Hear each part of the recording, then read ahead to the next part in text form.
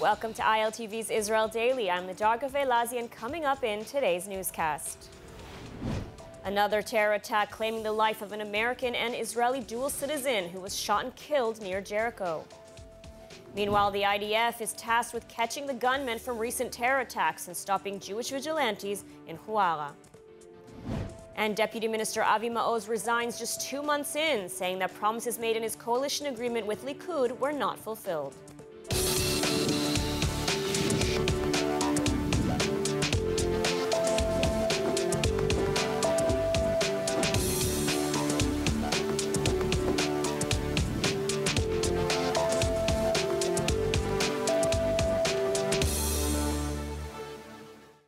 The wave of terror here in Israel continues hours after two brothers, Hillel and Yagel Yaniv, were laid to rest in Jerusalem, both shot and killed at point-blank range by a Palestinian terrorist on Sunday.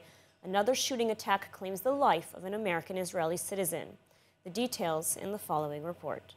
A U.S.-Israeli dual citizen was killed in a shooting attack Monday evening near Jericho. The victim was identified as 27-year-old Ilan Ganales from Connecticut, a recent college graduate of Columbia University and a former lone soldier in the Israel Defense Forces.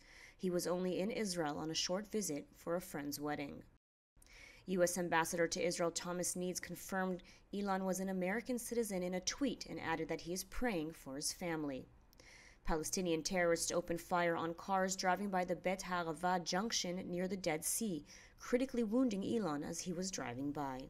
Other vehicles also came under fire, though the passengers were uninjured. First responders arrived on the scene and transferred Ilan to the Hadassah Medical Center in Jerusalem, where he was later pronounced dead. The terrorists set their car on fire and switched to another vehicle. While fleeing the scene, the suspects encountered a police unit and there was an exchange of fire. There are reports that one of the gunmen is believed to have been injured in the exchange. Security forces have launched a manhunt to apprehend the suspects. Meanwhile, the Palestinian Islamic Jihad terrorist group praised the attack, saying the resistance operations are continuing and that the enemy will pay the price for all its crimes. An operation breaking the wave continuing in full force as the IDF, Shin Bet, or Israeli security, and border police arrested 8 Palestinians suspected of involvement in terror activity overnight in Judea and Samaria. The suspects were transferred for questioning, with no casualties sustained by the Israeli security forces. And since the beginning of the year, 14 Israelis have been murdered by Palestinian terrorists, each victim leaving behind a grieving mother, spouse, or children, facing unimaginable pain. Joining us now is Eliana Mandel-Brainer, whose brother, Kobi Mandel, was also killed by terrorists in 2001 at just the age of 13. And today, Eliana serves as the executive director of the Kobi Mandel Foundation, which aims to help families of terror victims. Thank you for joining us. Thank you for having me. So I know that this is a painful memory, but you were a young child when your brother was murdered. What do you recall of that time, and how did it affect you and your family?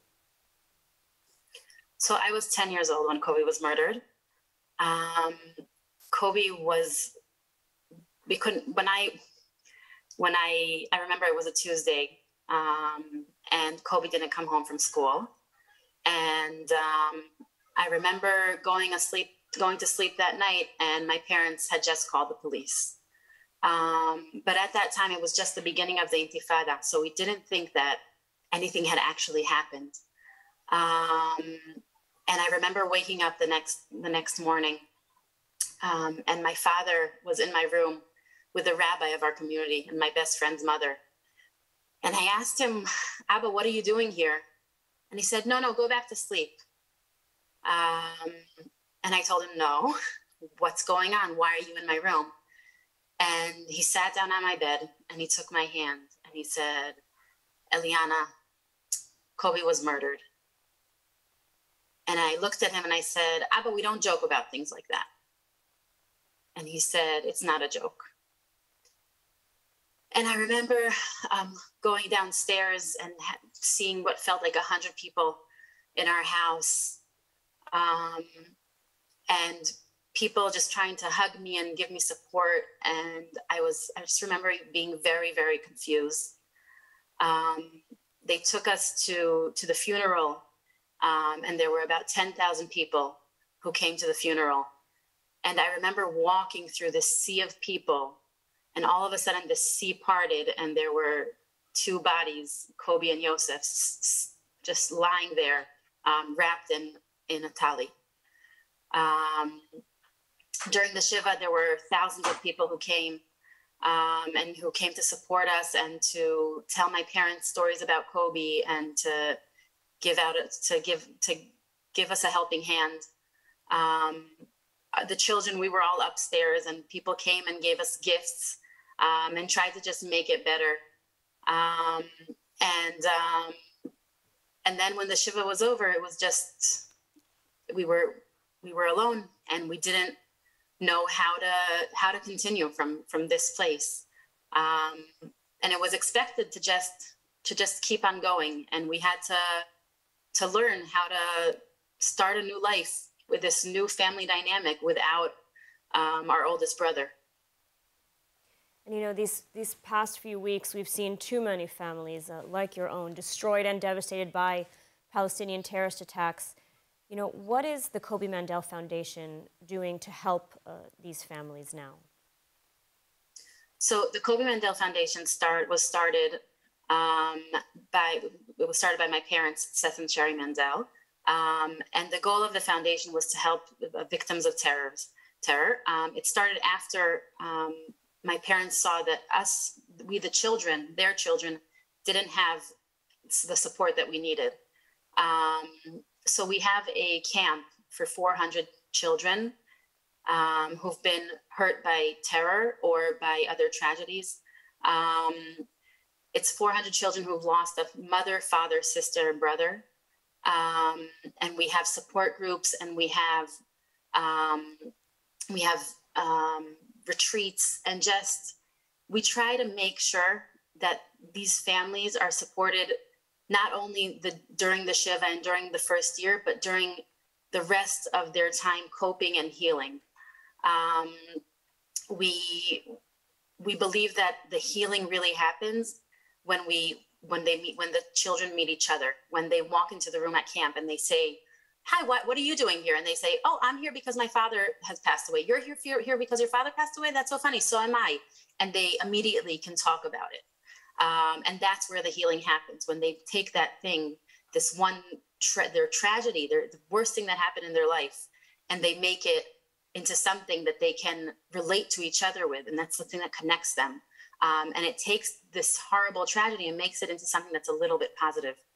And our goal is really to be there for the families when the lights go out, when everybody leaves, and to support them and to help them on their journey of healing.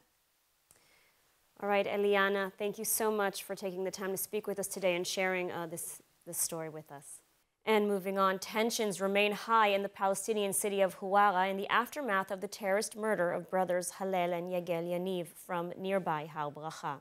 The gunman remains at large, and security forces are continuing the manhunt while also guarding against renewed Jewish vigilante violence. ILTV's Steve Leibovitz reports.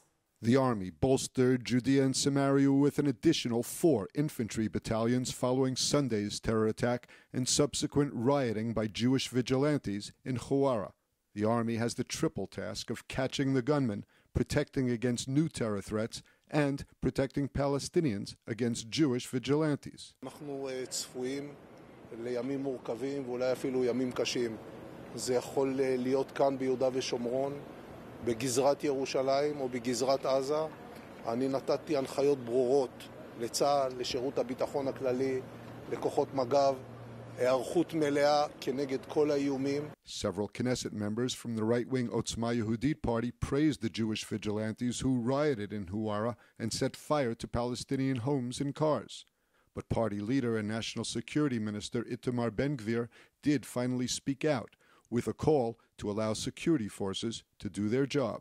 אני מבין את התחושות הקשות, אבל לא זו הדרך. אנחנו לא לוקחים את החוק לידיים.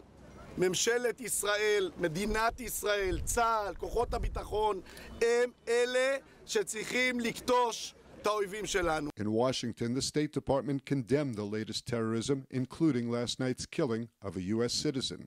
We condemn the horrific killing of 2 Israeli brothers near Nablus, and the killing today of an Israeli near Jericho, who we understand was also an American citizen. The U.S. is also demanding that Israel arrest and prosecute Jewish vigilantes involved in the Hawara rampage and compensate for the loss of homes and property. We also condemn the wide-scale, indiscriminate violence by settlers against Palestinian civilians following the killing. The attacks reportedly led to the death of one Palestinian man, more than 300 residents injured, 4 seriously, and the torching of an estimated 30 Palestinian homes and cars. These actions are completely unacceptable.